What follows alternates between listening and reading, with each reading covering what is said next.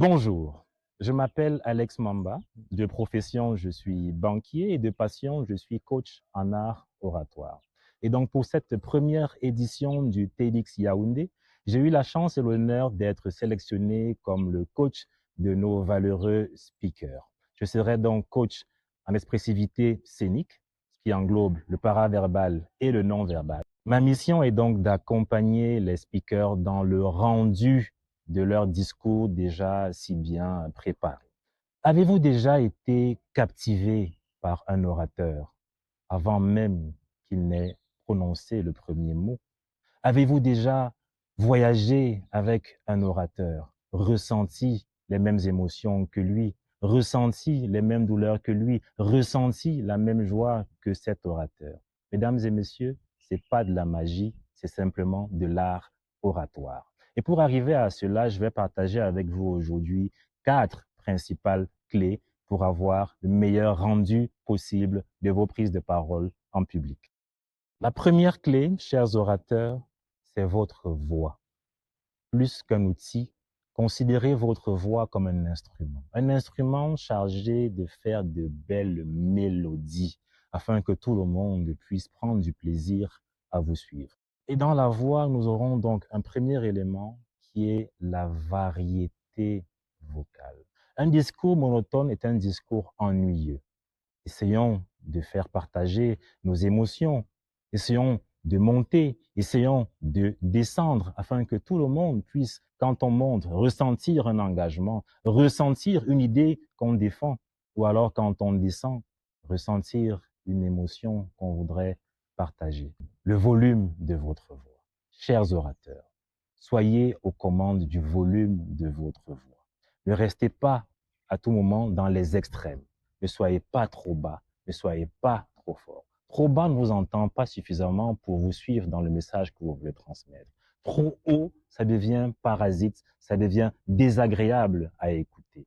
Essayez, en fonction des émotions que vous voulez transmettre, de jouer avec le volume de votre voix. Et concernant la voix, le dernier point, c'est l'intonation. L'intonation que l'orateur utilise permet de nous situer dans le niveau d'émotion qu'il veut transmettre. Exemple, ce projet est important et vous devez le financer. Ce projet est important et vous devez le financer.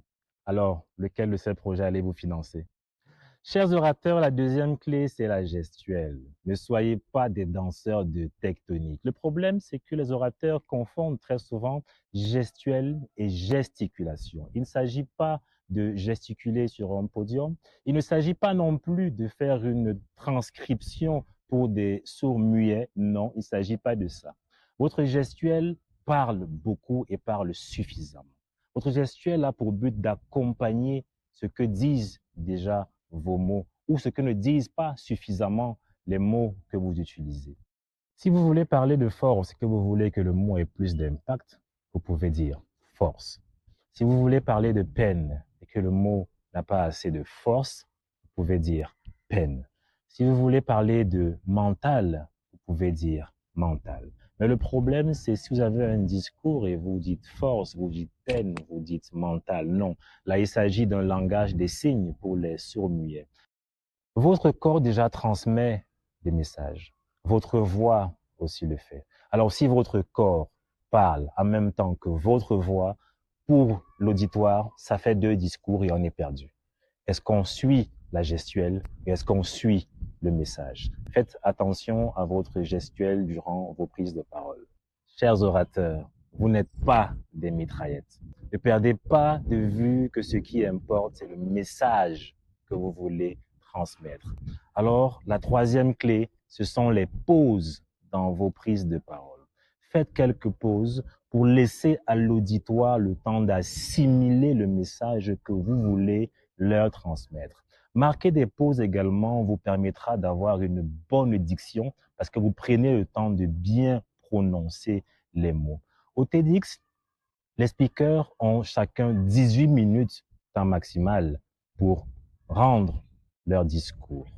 Il ne s'agit donc pas de mettre le maximum de mots dans 18 minutes. Il ne s'agit pas de mettre le maximum d'informations dans 18 minutes, mais c'est 18 minutes qui vous sont accordées pour étaler votre message afin qu'il soit le plus audible, compréhensible et que les personnes qui vous suivent et qui vous regardent puissent comprendre le message que vous voulez leur faire passer. Les pauses dans vos prises de parole. Chers orateurs, la quatrième clé, c'est le contact visuel.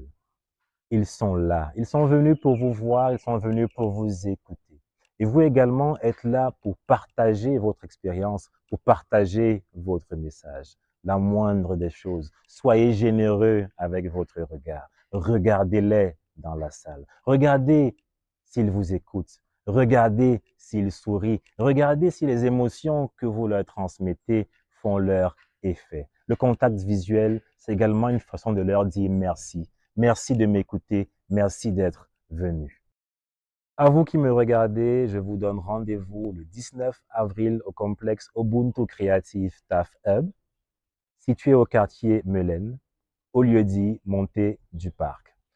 Ce sera un moment inoubliable, ce sera un moment inspirant et riche en partage. Venez donc nombreux vivre cette très belle expérience. Ce sera la première édition du TEDx Yaoundé. Rendez-vous le 19 avril.